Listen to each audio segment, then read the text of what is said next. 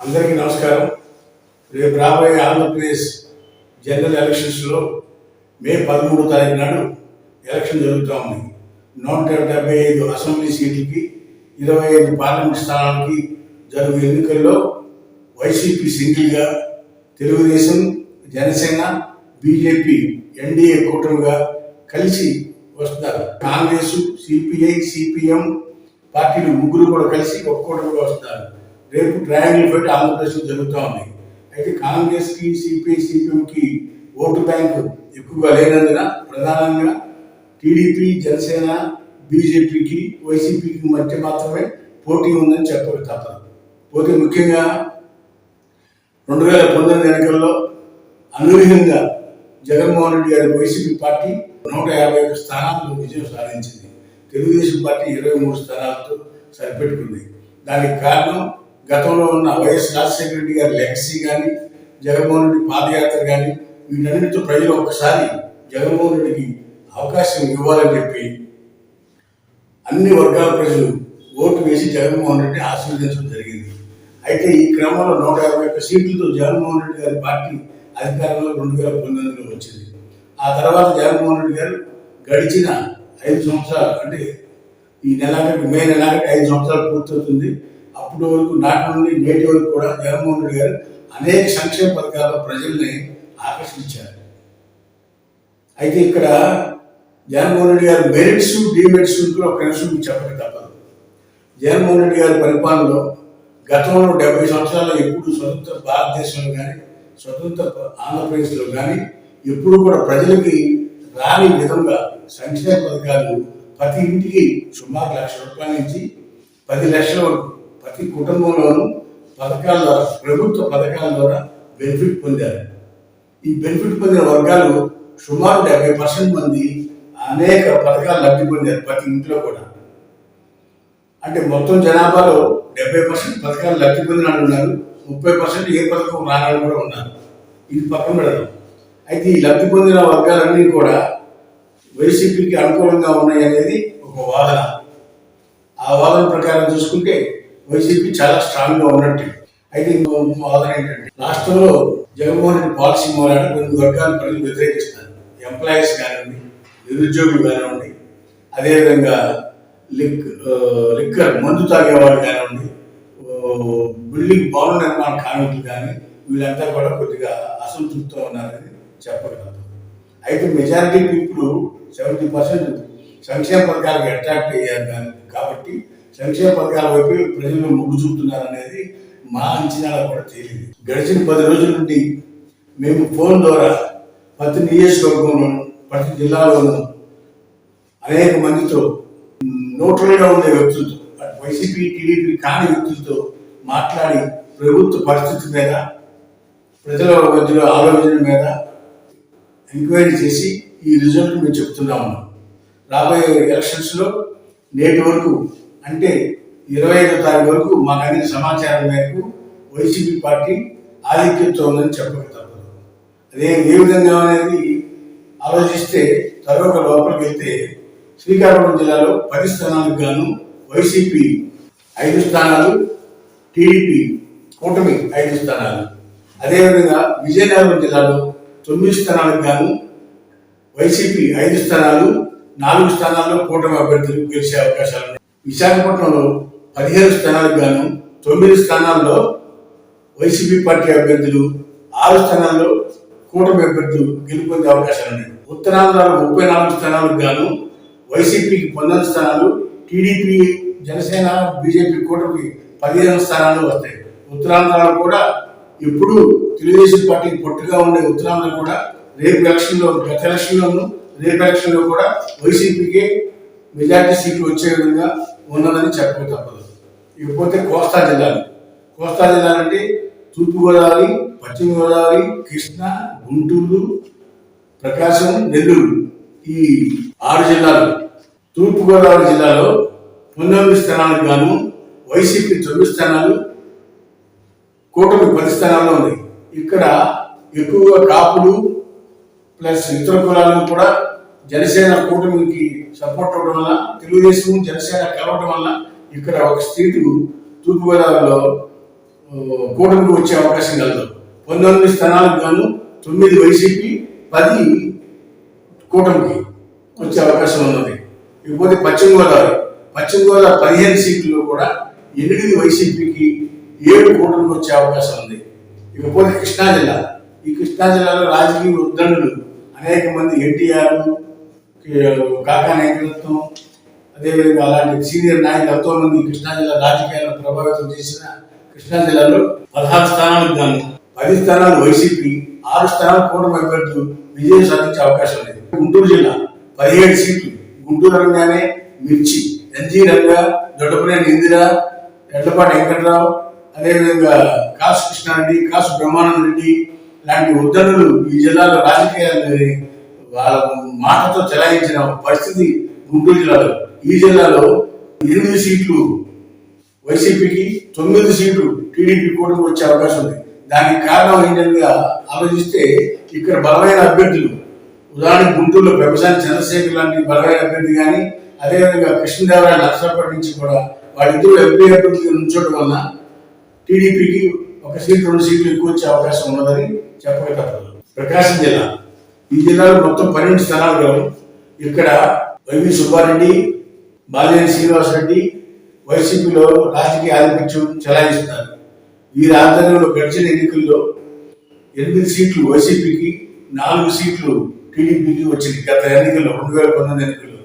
రేపు రాబోయే రోజు ఎలక్షన్స్ లో కూడా విలేజ్ ఎలక్షన్ 6 సీట్లు వైసీపీకి, 6 సీట్లు టీడీపీ కూటమికి వచ్చే అవకాశం ఉన్నది ప్రకాశం జిల్లాలో. ఇకపోతే నెల్లూరు జిల్లాలో మొత్తం 10 స్థానాలు. 10 స్థానాలకు గాను ఇక్కడ అనూహ్యంగా వేమిరెడ్డి ప్రభాకర్ రెడ్డి గారు వైసీపీ నుంచి టీడీపీకి రావడం, అదేవిధంగా వాళ్ళ భార్య కూడా కొవ్వూరు కాన్స్టిట్యూన్సీ నుంచోవడం టీడీపీకి అనుకోని విధంగా బలం వచ్చింది. ఇక్కడ పెద్దారెడ్డి అని చెప్పక తప్పదు. వీళ్ళంతా కూడా ఎప్పుడు ముందుండేవాడు, రాజకీయంగా ముందుండేవాడు. ఆనం ఫ్యామిలీ కానీ, ఇటు మాగుంట ఫ్యామిలీ కానీ, నల్లపరెడ్డి ఫ్యామిలీ కానీ, ఇటు మా నెల్లూరు జనార్దన్ రెడ్డి గారి ఫ్యామిలీ కానీ, ఇట్లా ఈ ఫ్యామిలీలన్నీ కూడా నెల్లూరు జిల్లాలో రాజకీయాన్ని ప్రభావితం చేసింది. అయితే ఇక్కడ ప్రధానంగా గత 1 ఇయర్ నుంచి రాజకీయాల్లో మార్పు వచ్చింది.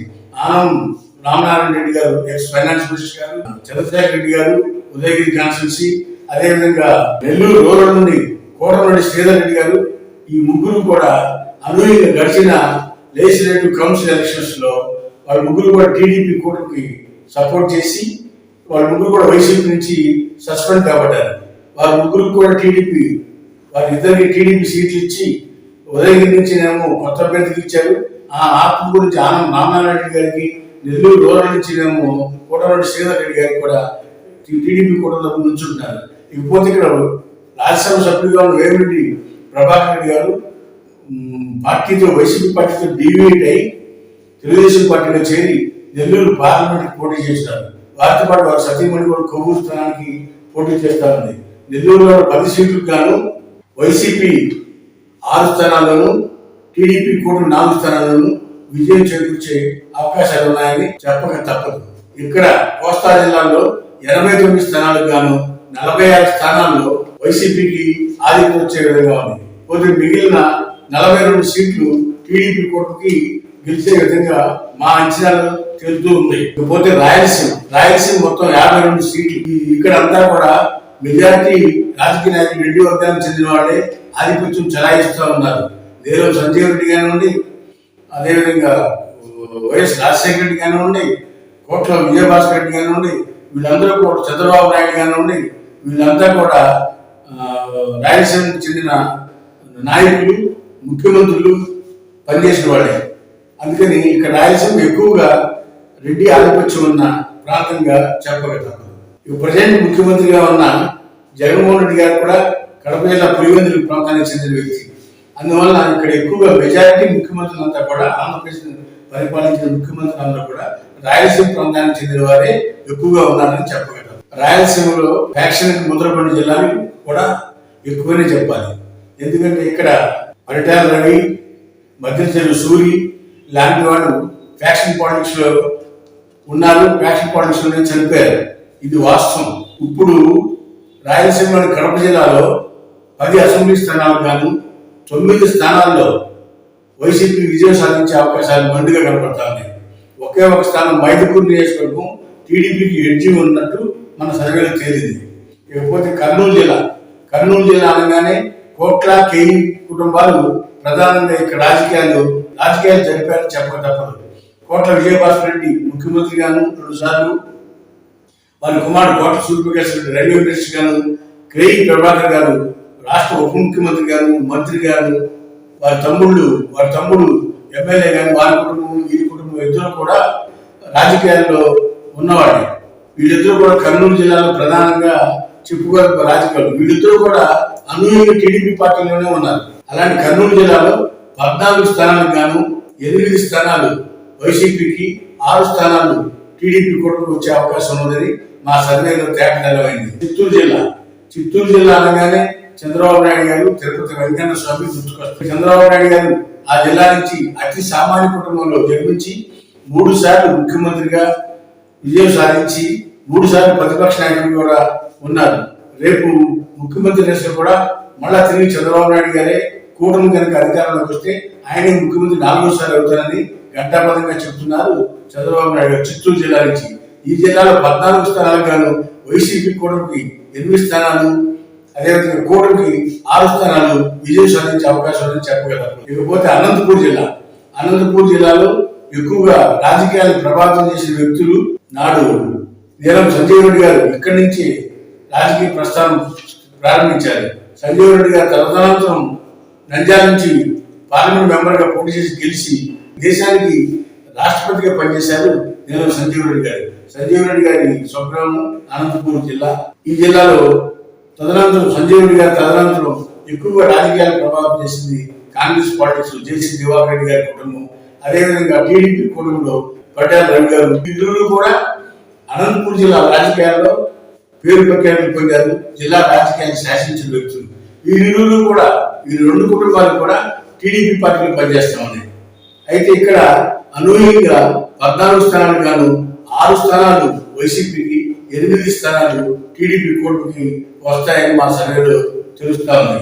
అయితే ఇక్కడ రాయలసీమలో 52 స్థానాలకి 4 జిల్లాలకు కలిపి 31 సీట్లు వైసీపీకి, 21 సీట్లు టీడీపీ కూటమికి వచ్చే అవకాశం ఉందని మా సర్వేలో తెలుస్తోంది. టోటల్ ఆంధ్రప్రదేశ్ లో 175 సీట్లు గాను వైసీపీకి 97 సీట్లు నుంచి 100 సీట్ల వరకు వచ్చే అవకాశం ఉన్నదని చెప్పగలరు. ఇకపోతే అదేవిధంగా కూటమికి 75 నుంచి 80 సీట్ల మధ్యలో వచ్చి అధికారానికి దగ్గరగా వచ్చి ఆగిపోతుంది అనేది కూటమి అభ్యర్థులు అని చెప్పి మా సర్వేలో తేటతెల్లం అవుతుంది. ఇదంతా కూడా నేటి వరకు ఏప్రిల్ 25 వరకు ఈ సర్వే. ఇకపోతే ముందు మే 13 ఎలక్షన్, ఈ ముందు పోల్ మేనేజ్మెంట్ కానీ ఆర్థిక మేనేజ్మెంట్ కానీ ఎవరు బాగా చేసుకుంటే వాళ్ళు ఇటు తట్టవచ్చు అటు తిట్టవచ్చు, కానీ మెజారిటీ వైసీపీకి ఉందనేది మా సర్వేలో తేలిందని చెప్పక తప్పదు. ఈ సర్వే ఏప్రిల్ 25 వరకు జరిగిన సర్వేగా తెలియపరుస్తున్నాం. ఈ సర్వేలో మాకు తెలిసింది ఏంటంటే అధికారానికి కూటమి దగ్గరగా ఉండి ఆగిపోయే పరిస్థితి అనేది మా సర్వేలో తేటగా ఉంటుంది. అంటే వైసీపీకి అధికారం వచ్చే విధంగా ఉన్నదని మా మెజారిటీ పీపుల్ అభిప్రాయం ప్రకారం మా సర్వేలో తేలింది. ఇకపోతే దీనికి కారణం ఏమనగా ఎక్కువ మంది ప్రజలు సంక్షేమ పథకాలకి ఆకర్షితులయ్యి జగన్మోహన్ రెడ్డికి అధికారాన్ని అప్పచెప్పడానికి ప్రజా నిర్ణయం ఉందనేది నాకు అర్థమవుతుంది. 13వ తారీఖు అంటే సుమారు 2 వారాల పైన గడువు ఉంది. ఈ గడువులో పోల్ మేనేజ్మెంట్ కానీ ఆర్థిక మేనేజ్మెంట్ కానీ ఇవన్నీ కూడా ఎవరు బాగా చేసుకుంటే వాళ్ళకి ఇంకొంచెం మెజారిటీ వచ్చే అవకాశం ఉంది. లేకపోతే వెనకబడిపోయిన వాళ్ళు ఓడిపోయే అవకాశం కూడా ఉంది.